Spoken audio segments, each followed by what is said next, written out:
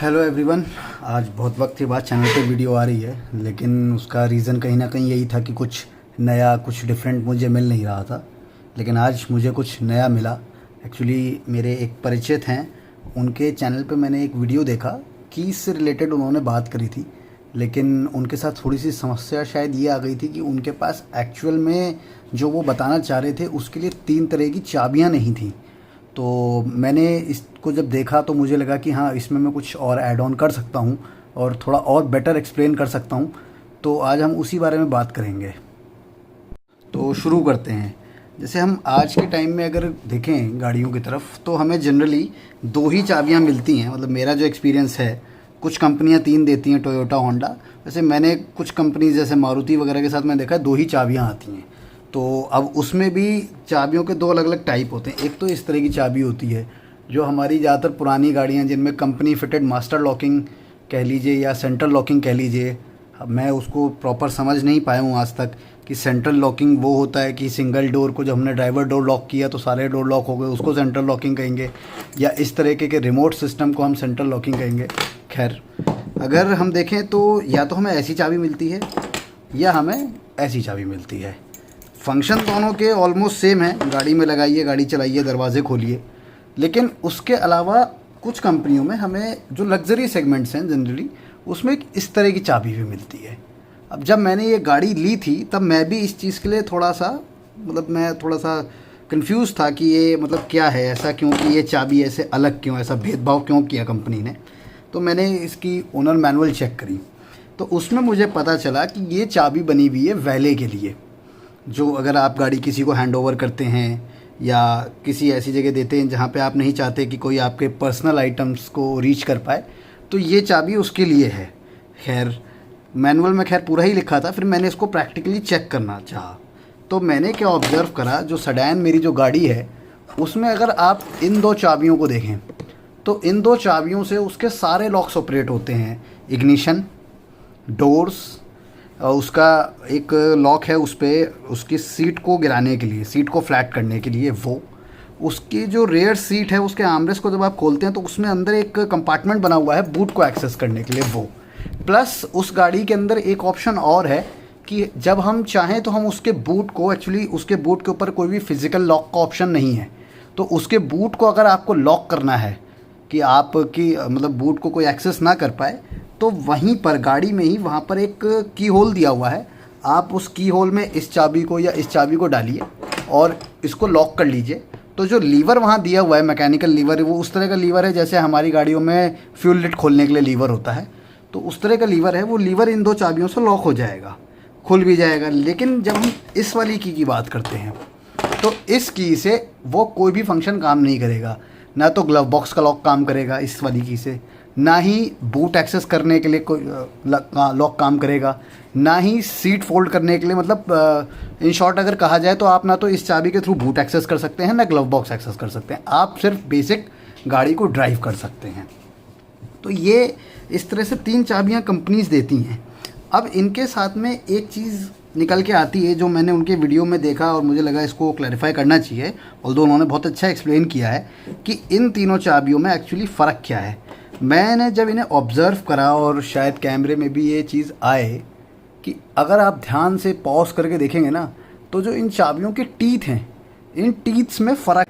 जो ग्रे वाली हमारी चाबी है उसके टीथ्स कुछ कम हैं, और जो ब्लैक वाली हमारी मास्टर चाबी कहें या सब मास्टर चाबी कहें, तो इसके टीथ्स में फ़र्क हैं। अब ये फ़र्क इसीलिए है ताकि बाकी के लॉक्स हमारे ऑपरेट ना हो पाएँ। लेकिन तब क्या होगा अगर ये चाबी, मान लीजिए हमारी ये 2 चाबियाँ खो गई किसी वजह से, तो अब हमारा क्या होगा। अब हमारे पास रह गई ये एक चाबी।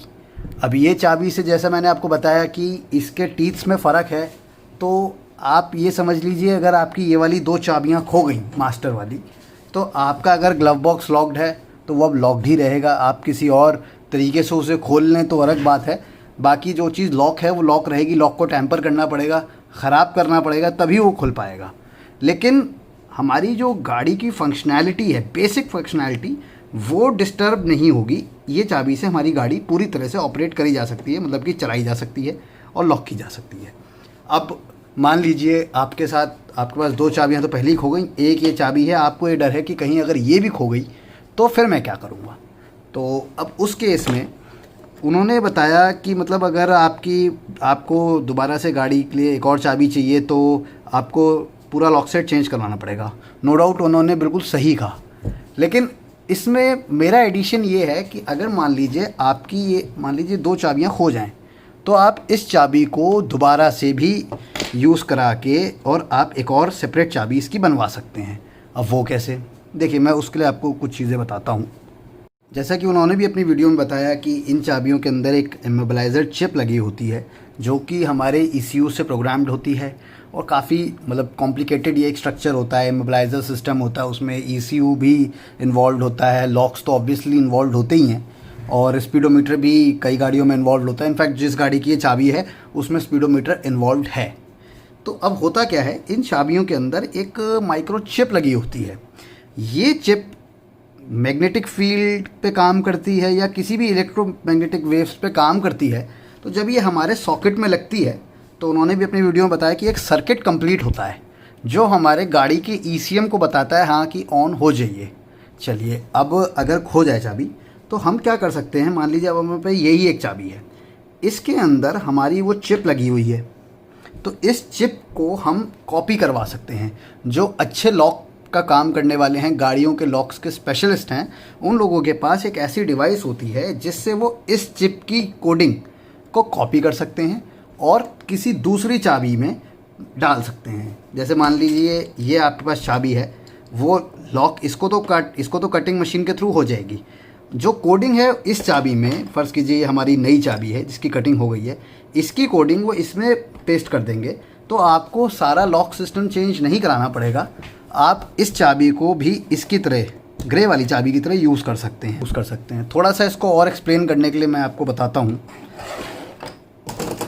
ये एक तीसरी गाड़ी की चाबी है, ये मारुति की गाड़ी की चाबी है। अब आप देखिए ये जो मैकेनिकल हिस्सा है या फिज़िकल हिस्सा जो है इसका, वो इतना है। इसे कटिंग करके किसी भी लॉक स्मिथ से आप करवा सकते हैं।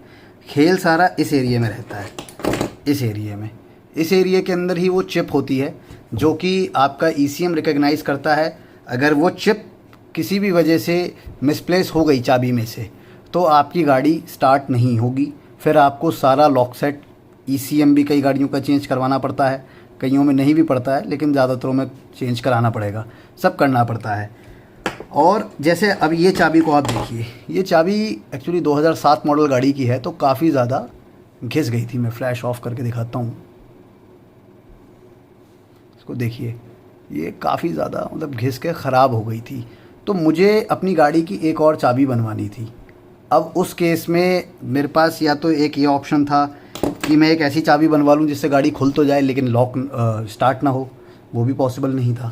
तो मेरे पास ऑलरेडी 2 चाबियाँ थीं, तो ये चाबी मेरी घिस गई थी।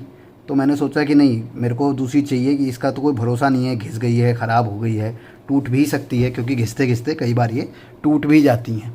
तो मैं लॉकस्मिथ के पास गया, मैंने पूछा सर क्या कर सकते हैं। तो उन्होंने बताया कि सर 2 ऑप्शंस है, या तो हम इसको कॉपी कर लें।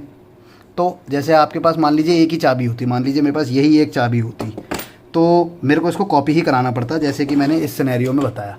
लेकिन क्योंकि मेरे पास एक और चाबी थी इस गाड़ी की, तो उन्होंने क्या करा, इस हिस्से को कट किया, इसके अंदर से वो माइक्रो चिप निकाली और जो हमारी नई चाबी बनाई उसके अंदर इस माइक्रो चिप को प्लेस कर दिया।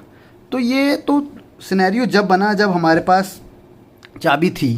ये सिनेरियो जब है जब आपके पास मान लीजिए एक ही चाबी और आपको दूसरी बनानी है।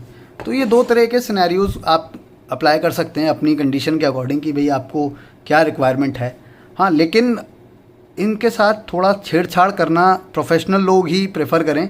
अगर आप इस चीज़ में प्रोफेशनल नहीं है या आपका लॉकस्मिथ इस चीज़ में प्रोफेशनल नहीं है, तो ऐसा भी हो सकता है कि आपकी गाड़ी सिक्योरिटी मोड में चली जाए और उसको फिर रीप्रोग्रामिंग करनी पड़े कि वो OBD स्कैनर टूल के थ्रू हो जाती है, लेकिन वो और प्रोफेशनल, काफ़ी हाई लेवल का मेरे हिसाब से काम है, प्रोफेशनल काम है वो। तो आज के लिए इतना ही था। अगर आपका कोई भी क्वेश्चन हो, सजेशन हो, तो हमें कमेंट सेक्शन में ज़रूर बताइए। Thank you.